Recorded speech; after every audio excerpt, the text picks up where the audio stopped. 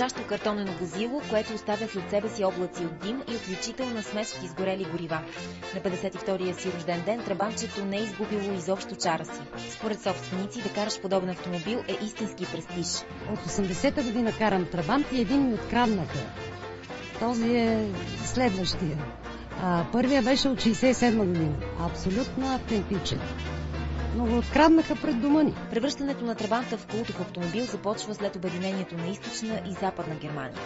Харесате си една тук и ми я подарете, няма да ви я взема. Парадът на трабант мина по централните улици на София и се спря пред посолството на Германия.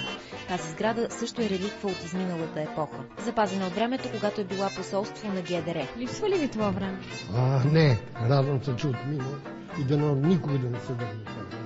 Германското посолство за първи път отваря врати за посетители. Първо по повод рождения ден на трабанта и второ заради годишнината от падането на Берлинската стена. Да бъдем почтени, имаше плюсови и минуси. Аз помня войната, когато започна. Помня, когато свърши, когато дойдоха Съветската армия и помня сега перестройката. И това по-хубаво сега, което стана, аз не виждам. След историческите промени от 9 ноември 1989 година няма стени, с които да разделят хората. Коя Германия обичате? Източната или западната? Обединена.